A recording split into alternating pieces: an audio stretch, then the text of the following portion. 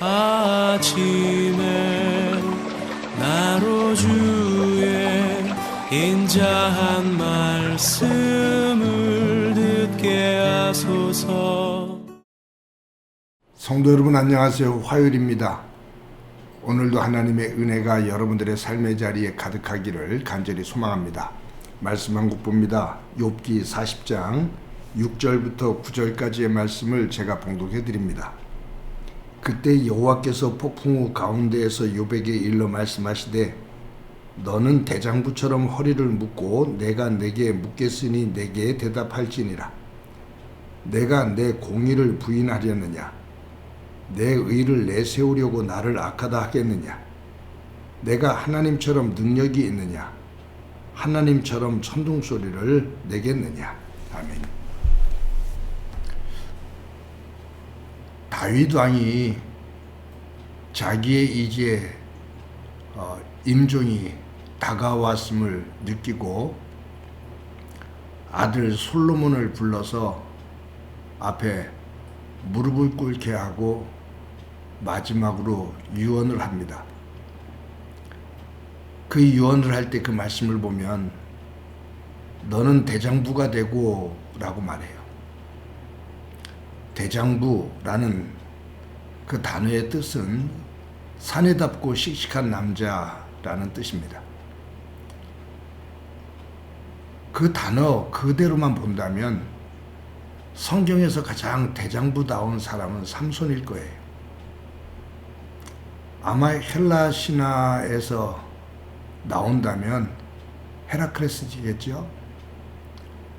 아마 요즘은 조금 지난 세대라고 말할지도 모르겠지만 터미네이터의 주인공으로 나오는 아놀드 슈워제네거인가요? 그 근육질의 사람이 아마 대장부 중에 대장부가 될 겁니다. 어떤 근력을 가지고 강하니 힘을 쓸 수 있는 사람. 세상은 그를 대장부다 그렇게 말하잖아요. 그런데 다윗이 아들 솔로몬에게 너는 대장부가 되고 라고 말씀하면서 그 뒤에 말을 쭉 이어가는 것을 내용을 살펴보면 다윗이 아들 솔로몬에게 말하는 대장부의 개념은 어떤 근육질의 사람, 그 힘, 그것을 말하는 것이 아니라 하나님의 힘, 하나님의 말씀의 힘으로 무장되어져 있는 사람, 그 힘을 대장부로 그렇게 표현을 합니다. 성경에 보면 이렇게 기록되어 있거든요. 다윗이 솔로몬에게 이어서 유언하기를 내 하나님 여호와의 명령을 지켜 그 길로 행하여 그 법률과 계명과 율례와 증거를 모세의 율법에 기록된 대로 지키라. 그러면서 그리하면 만군의 하나님, 능력의 하나님이 너를 지키실 것이다 라고 말씀해요. 그러니까 이 다윗이 마지막 죽으면서 솔로몬에게 유언하는 것, 그 대장부의 개념은 하나님 말씀 안에서 순종하며 말씀 위에 굳건히 서 있는 사람, 그것을 대장부라 그렇게 말을 하는 겁니다. 저는 솔로몬에게 유언을 하는 이 다윗의 모습을 보면서 참 대단한 것이 마지막 죽음 앞에서 아들에게 한 가지 유일하게 당부하는 거예요. 그것은 다른 것이 아닙니다. 하나님입니다. 하나님 말씀에 순종해라. 그러면 하나님께서 너를 지키실 거다. 왜 이렇게 유언을 할 수 있을까? 그것은 다윗 자신의 삶이 그러했기 때문입니다. 다윗의 삶이 하나님 안에서 온갖 어려움과 고난이 있었지만 하나님께서 그를 세우셨고 인도하셨기에 마지막 죽음 앞에서 솔로몬에게 유언하는 것은 하나님, 그 하나님을 철저히 따르거라 라는 거예요. 다윗은 그것을 대장부의 개념으로 보는 거죠.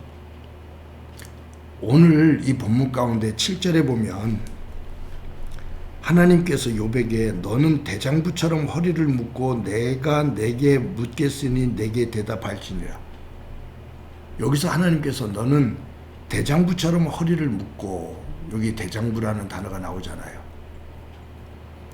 하나님께서 원하시는 것은 대장부와 같은 모습으로 너 내 앞에 서서 내가 묻는 말에 대답해라, 그 말이에요. 여기서도 이 대장부의 개념이 어떤 근육질의 모습이 아니에요. 하나님 말씀 안에서 서 있는 모습이에요. 대장부는 용기가 있어야 되거든요. 그런데 진정한 용기가 무엇인가? 하나님은 이 대장부 안에서 원하시는 용기, 그것은 다른 것이 아니라 잘못했을 때 잘못했다고 시인하는 거예요. 그것이 종교적인 의미로 표현한다면 회개입니다. 내가 잘못을 해놓고도 잘못을 인정하지 않고 어긋장 놓는 것, 버티는 것이 세상 사람들은 그것이 힘이라고 용기라고 생각할지 모르겠어요. 근데 진정한 용기는 잘못했을 때 잘못했습니다, 실수했을 때 실수했습니다 라고 자기의 허물과 잘못을 인정할 수 있을 때 그것이 진정한 용기입니다. 성경에서 대표적으로 대조되는 사람들이 몇 사람들이 나오거든요. 사울 왕과 다윗 왕입니다. 사울 왕이 죄를 졌을 때 하나님께서 몇 번이나 회개할 수 있는 길을 사무엘을 통해서 열어주십니다. 근데 사울 왕은 끝까지 변명을 합니다. 잘못했습니다 라는 얘기를 안 해요. 끝까지 변명을 하고 자기를 합리화시킵니다. 그것이 자기가 가지고 있는 힘이라고 느낀 거예요. 꼬꾸라지고 무너집니다. 다윗도 똑같이 하나님 앞에 죄를 졌습니다. 개인적으로 본다면 다윗의 죄는 사울 왕보다 훨씬 더 큽니다. 추잡스럽기도 하고요. 그런데 그것을 가리고 있다가 하나님께서 나단 선지자를 통해서 그것을 지적하셨을 때 다윗은 깜짝 놀라며 하나님 앞에 무릎을 꿇습니다. 그리고 통곡을 합니다. 하나님, 죄송합니다. 잘못했습니다. 라고 눈물로 고백을 하며 회개를 합니다. 사랑하는 성도 여러분, 하나님께서 지금 욥에게 원하시는 것, 그것은 그 어떤 것도 아니에요. 진정한 용기를 가지고 대장부답게 잘못한 것을 잘못했다라고, 제가 알지 못하면서도 아는 척 했노라고 용서를 구하는 겁니다.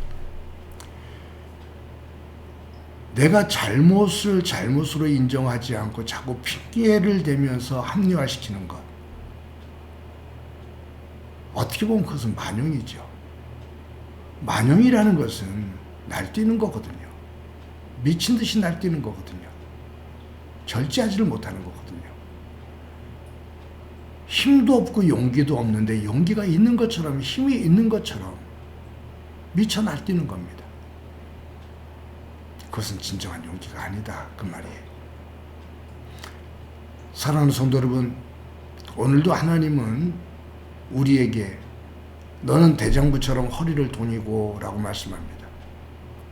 오늘도 우리가 영적으로 하나님 안에서 대장부가 되어서 맑은 영을 가지고 잘못된 것을 잘못했다라고 하나님 앞에 고백하고 그 자리를 떠나며 하나님의 신실한 사람으로 세워질 때 다윗이 될 수 있었고, 욥이 될 수 있었고, 바울이 될 수 있었고, 베드로가 될 수 있었던 것처럼